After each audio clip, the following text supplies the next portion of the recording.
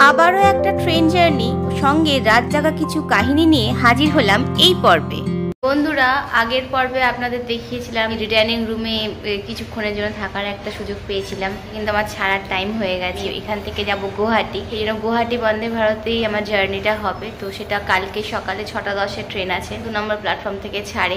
এবার মাকে নিয়ে আস্তে আস্তে নিচে নামবো। আপাতত মুসাফির হুই আরো না ঘরে না ঠিকানা। ট্রাভেল করতে গেলে তো একটু তো অ্যাডজাস্ট করে নিতেই হয়, সবটা তো আর ঘর হয় না। ঠিক আছে, চলো। দেখছেন লাউঞ্জে চলে এসেছি। লাউঞ্জেই আজকে আমি রাত্রিবাস করছি। জিপি কিন্তু পশ্চিমবঙ্গের তৃতীয় বৃহত্তম জাংশন এবং ভীষণই ব্যস্ততম জাংশন। হিমালয়ান রেলওয়েজটা এখান থেকে ভাগ হয়ে গেছে, এখান থেকে শামুকতলা রোড যেটা লাইন সেটা ভাগ হয়ে গেছে, বারাউনি গুয়াহাটি লাইন এটাও ভাগ হয়ে গেছে। তো এখানে তো 3টে ফুটওভার ব্রিজ আছে। কালকে গুয়াহাটি বন্দে ভারতের জার্নিটা করবো। লাইভ দেখুন, এখন বাজে রাত্রির 1:21। সিটে ছিলাম, ওখান থেকে এলাম সোফাতে। এত মশা ঘুমাতে তো পাচ্ছি না। এখনো জেগে আছে, অর্ধেক ঘুমে অর্ধেক জেগে রয়েছে। গুড মর্নিং বন্ধুরা, গুড মর্নিং ফ্রম এনজিপি। দেখতে পাচ্ছেন বন্দে ভারত দিয়ে দিয়েছে, আর আমার কোচ হচ্ছে এবারও C3। এটা হচ্ছে 227 এনজিপি গুয়াহাটি বন্দে ভারত এক্সপ্রেস। এটা C5 C4 C3। আমি এখন দেখার চোখ করে আমি গন্ডগোল করছি। ফাইনালি ট্রেনে উঠে পড়েছি। আপনাদেরকে বলি, এই বন্দে ভারত ট্রেনটি আমাদের ভারতের 18তম এবং নর্থ ইস্ট ইন্ডিয়ার ফার্স্ট বন্দে ভারত, যেটা আমাদের পশ্চিমবঙ্গের শিলিগুড়ির সাথে আসামের গুয়াহাটিকে কানেক্ট করছে। এই ট্রেনটি একমাত্র ট্রেন যেটা 29শে মে 2023-এ প্রথমের উদ্বোধন করে এবং বাণিজ্যিকভাবে ওই দিনই উনি এই ট্রেন যাত্রা শুরু করে। সপ্তাহে 6 দিনই কিন্তু এই ট্রেন চলে, শুধুমাত্র মঙ্গলবারটা বাদ দিয়ে। এনজিপি থেকে ছেড়ে যাওয়ার পরে 5টা হল স্টপ আছে, নিউ কোচবিহার, তারপরে নিউ আলিপুরদুয়ার, তারপরে প্রবেশ করছে পশ্চিমবঙ্গের সীমানা ছাড়িয়ে আসামের কোকরাঝোড়, তারপরে কামাখ্যা এবং লাস্ট হচ্ছে গুয়াহাটি। ট্রেনটি 407 কিলোমিটারের জার্নি কভার করে, সময় নেয় 5 ঘন্টা 30 মিনিট। আর অ্যাভারেজ স্পিড রয়েছে 74 কিলোমিটার পার আওয়ার, আর ম্যাক্সিমাম পারমিসেবল স্পিড হচ্ছে 110 কিলোমিটার পার আওয়ার। বন্দে ভারতের ফিচারিং নিয়ে আর কিছু বললাম না, কারণ আপনারা জানেন বন্দে ভারতের ফিচারিং একই রয়েছে, নতুন করে কিছু বলার মতো নেই। আমরা এনজেপি বন্দে ভারত আসলাম, স্পেস যেটা রয়েছে সিটের যে সামনে যে স্পেসটা কিন্তু অনেক কম ছিল, যেটা কিনা এখানে স্পেসটা অনেকটাই বেশি। ওনার খুব ইচ্ছা ছিল ব্লু হোয়াইটটাতে উঠবো। উনি এরকমও প্ল্যান করেছিলেন যে ব্লু হোয়াইটটা যখন এনজিপিতে নেই তখন আমি পুরীতে চলে যাব। তা ওনার আজকে ইচ্ছা পূরণ হয়েছে, ওই জন্য ওনার হাসিটা একবার দেখুন। আমাকে দেখতে যাচ্ছি না, তাই জন্য মাই করিয়ে দিই। হ্যাঁ, তোমার মাই করে দিয়েছে। সারা রাত জাগরণের পর আমাদের দুজনের বিধ্বস্ত অবস্থা। ট্রেনও মোটামুটি পরিষ্কার আছে, ছেড়ে দিলেও 6:10 পুরো একদম অন টাইম ট্রেন ছাড়লো। ট্রেন যে ডাইরেকশনে যাচ্ছে আমার সিট পড়েছে তার উল্টো ডাইরেকশনে। এই বন্দে ভারতে দেখছি 1 লিটারের বোতল প্রোভাইড করা হয়েছে। যখন আসছিলাম তখন কিন্তু 500 ml-এরই বোতল দেওয়া হয়েছিল। First stoppage New Cooch Behar. চা বাগানের ভিতর দিয়ে গাড়ি চলেছে।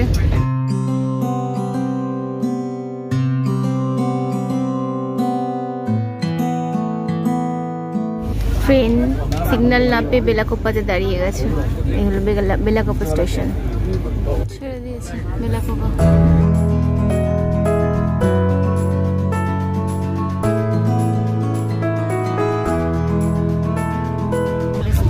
টিকিট এর ভিতরেই সব রয়েছে।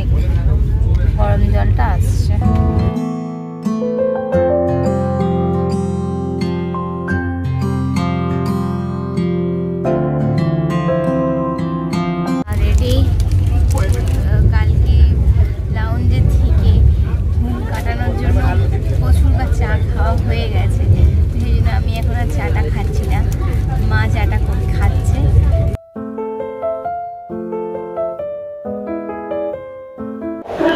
এই হলো নিউ কোচবিহার জাংশন। আমাদের 125 কিলোমিটার জার্নি শেষ। আমরা ফার্স্ট স্টপেজ নিউ কোচবিহার এসে দাঁড়ালাম। এটার কোড হলো NCP। এবার থেকে আমি কোডগুলো মেনশন করে দেবো। নিউ কোচবিহার জাংশনে কিন্তু ট্রেন একদম অন টাইম ছিল।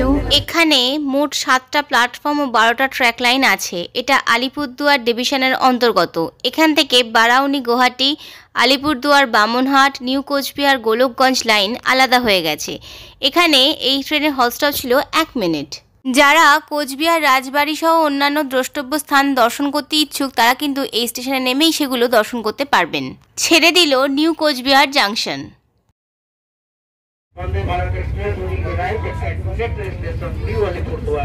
নিউ কোচবিহার ছেড়ে একটা মাত্র ইন্টারমিডিয়েট স্টেশন ক্রস করে 145 কিলোমিটারের জার্নি শেষ করে আমরা পৌঁছালাম নিউ আলিপুরদুয়ার। এখানে মোট 3টে প্ল্যাটফর্ম আছে। New Alipurduar station code NOQ, আর এখানেও হল্ট স্টপ হচ্ছে 1 মিনিট। নিউ আলিপুরদুয়ারের পর 9টা ইন্টারমিডিয়েট স্টেশন আছে। ক্রস করার পর আমাদের ট্রেন পশ্চিমবঙ্গ সীমানা ক্রস করে ঢুকবে হচ্ছে আসাম রাজ্যের কোকরাঝড় জাংশনে। সেখান থেকে আসাম শুরু হচ্ছে। ছেড়ে দিল নিউ আলিপুরদুয়ার।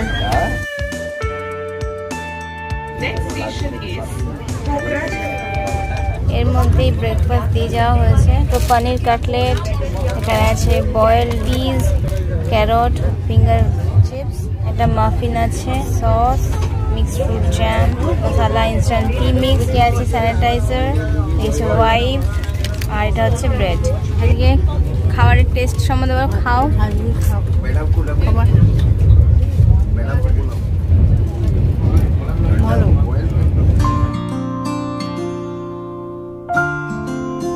সুন্দর কার্ভ নিচ্ছে ট্রেন।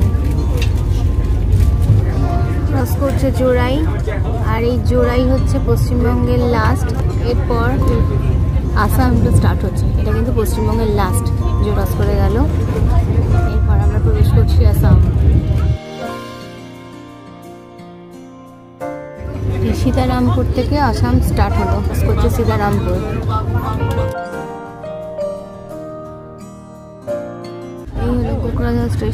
স্টেশন কোড হলো KOJ, আর এর সঙ্গে আমরা 224 কিলোমিটার যাত্রা কমপ্লিট করলাম। এখানে মোট 3টে প্ল্যাটফর্ম ও 4টে ট্র্যাক লাইন আছে। এখানে স্টপেজ 1 মিনিট। 2 নম্বর প্ল্যাটফর্মে দিয়েছে গাড়ি। ছেড়ে দিল কোকরাঝড়। এখান থেকে new Jalpaiguri, new Bongaigaon line আলাদা হয়ে গিয়েছে।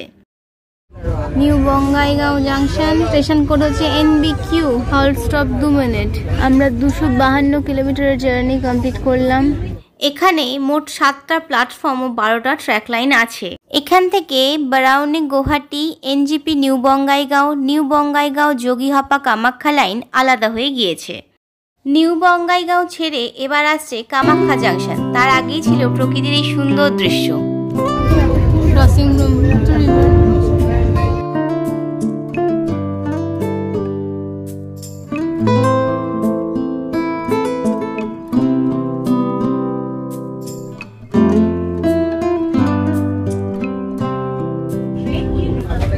এই ঢুকছে কামাখ্যা জাংশন। 402 কিলোমিটারের জার্নি কমপ্লিট করে ফেললাম। কামাখ্যা কোড হচ্ছে স্টেশন কোড KYQ। এখানে হল্ট স্টপ 2 মিনিট। কামাখ্যা স্টেশনে মোট 4টে প্ল্যাটফর্ম ও 12টা ট্র্যাক লাইন আছে। যারা কামাখ্যা দেবী দর্শন করতে যান তারা বেশিরভাগ মানুষই এই কামাখ্যা স্টেশনে নেমে থাকেন। তাই জন্য ট্রেনও প্রায় অর্ধেকের বেশি খালি হয়ে যায়। ছেড়ে দিল কামাখ্যা জাংশন।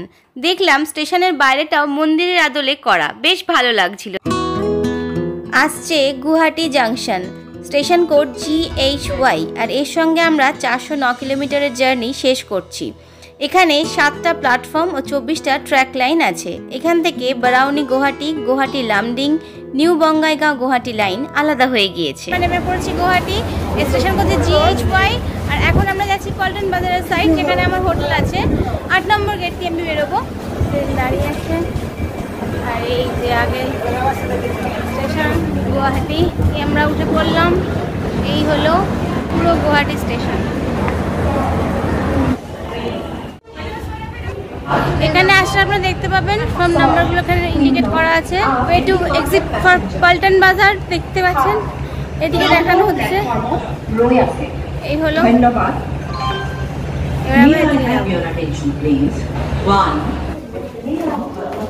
নেমে এবার এরকম ধার দিয়ে যেতে হবে। আপনারা দেখতে পাচ্ছেন এই 8 নম্বর গেট দিয়ে নামলে আপনারা কিন্তু এখানে শিলং থেকে গাড়ি অনেক পেয়ে যাবেন। যারা শিলং দেখছেন তারা এখান থেকে কিন্তু মেনলি গাড়িগুলো পাবেন। বেরোতে হবে।